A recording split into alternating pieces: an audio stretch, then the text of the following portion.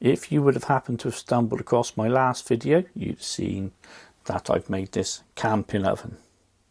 When I say camping oven, it's just an old saucepan that was scrap, and I've adapted it and turned it into an oven. To me, it made perfect sense. It's an idea I've had for a long time, and then I decided to try it out. The hardest bit, as it turned out, was making a hole in the bottom. I used this 70mm hole saw, and I thought that I'd be able to go straight through there with it, but it wasn't the case. There was no way he was going to go all the way through there. So I put him through just to make a mark, and that made a nice circle that I ended up cutting round with a jigsaw. And the reason it was so difficult is because of the thickness of it. What's that, about 5-6mm there? And there's no way I was going to go through that with that little hole saw. Now the whole idea of this was that I've got the hole in the bottom and the heat comes up, and then the lid goes on, so all that heat pumping up inside, it acts just like an oven. Now clearly you can't just leave a big hole in the bottom there and put something on top, it's just going to burn your food. So that is where this comes in. All it is a spare lid, and what I did, I cut round it to give me a circle to go inside the pot, and then I attached some bolts. That then gave me some height at the bottom of the saucepan, so when the heat goes in, it dissipates around the saucepan, and then the extended bit on the top of the bolts, that's the bit where I put my cooking pot or aluminium tin as it was on top. And the idea is that that keeps your cooking away from this very hot plate.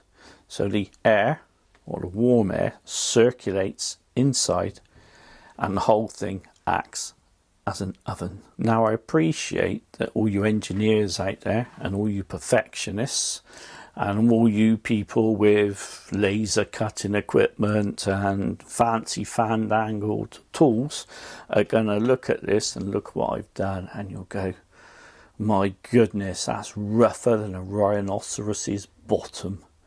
And I wouldn't disagree with you.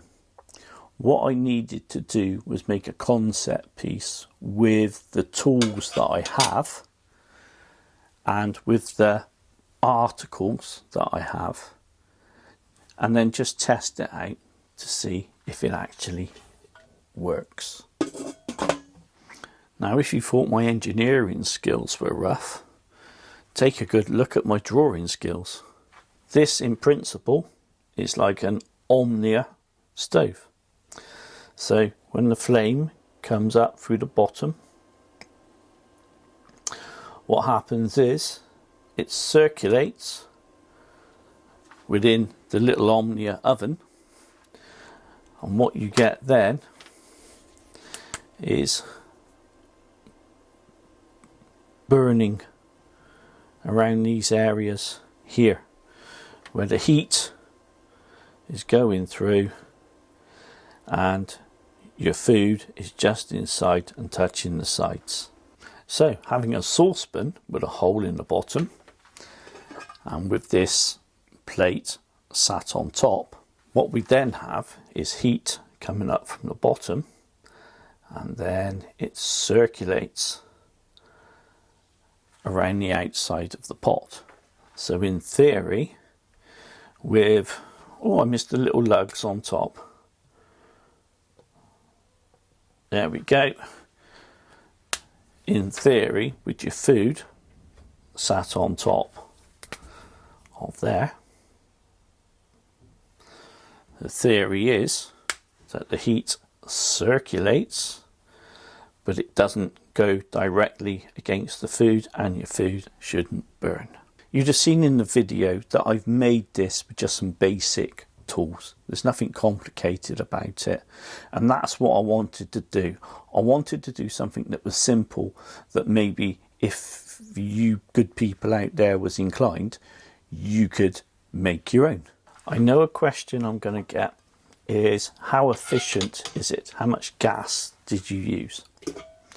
Well, I've only used this the once so far, just to test out would it actually hold heat, which it did.